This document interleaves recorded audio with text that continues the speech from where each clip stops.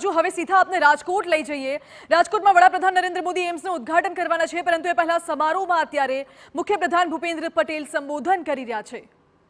રંગાણી, રાજકોટના મેયર શ્રીમતી નયનાબેન પટેડિયા, ધારાસભ્ય Shri Udaybhai Kangad, doctor દર્શિતાબેન Shah, Jayeshbhai Radadiya, Shri Rameshbhai Tilala, Shrimati Gitaben Jadeja, doctor મહેન્દ્રભાઈ પાડલિયા, જીતુભાઈ સોમાણી, શ્રી દુર્લભજીભાઈ દેથરિયા, ચૂંટાયેલા જનપ્રતિનિધિ, સંગઠનના પદાધિકારી, પ્રેસ મીડિયાના મિત્રો તથા વિશાળ સંખ્યામાં ઉપસ્થિત ભાઈઓ બહેનો સૌને મારા નમસ્કાર।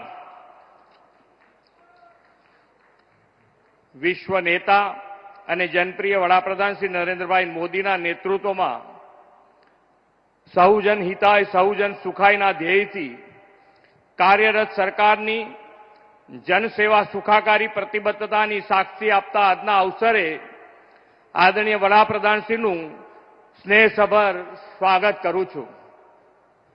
વડાપ્રધાનશ્રીએ હેલ્થકેર, રેલ રોડ કનેક્ટિવિટી, વીજળી, પાણી સહિતના ઇન્ફ્રાસ્ટ્રક્ચરને સુદૃઢ કરી લોકોનું ઇઝ ઓફ લિવિંગ વધારવાની ગેરંટી આપી છે।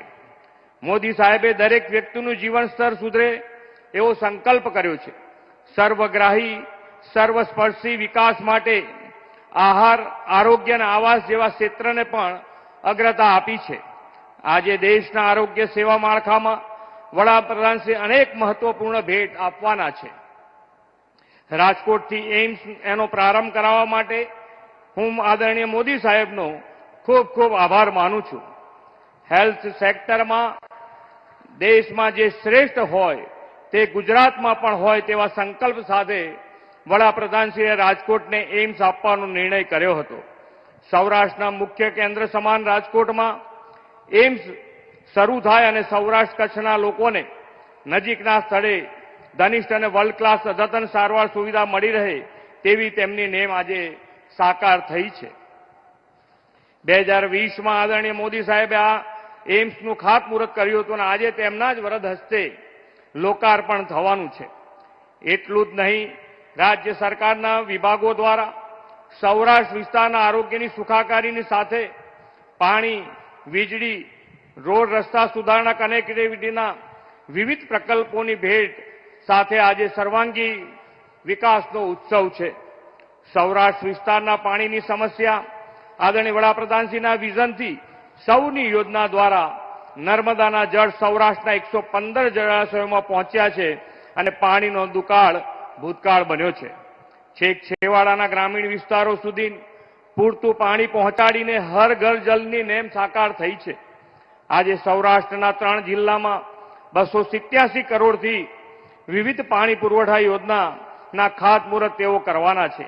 પાણી સાથે ઉર્જા, વીજળી પણ સરળતાએ લોકોને મળે તે માટે 566 કરોડના ખર્ચે નિર્માણ થયેલ વિવિધ સબસ્ટેશનના લોકાર્પણથી અવિરત અને ગુણવત્તાયુક્ત વીજળીનો પુરવઠો મળતો થશે।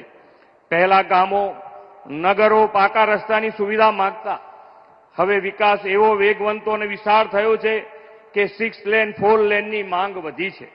વડાપ્રધાનશ્રીએ જનતા જનાર્દનની આવી વિકાસ આકાંક્ષાઓ સંતોષવાની ગેરંટી આપી છે।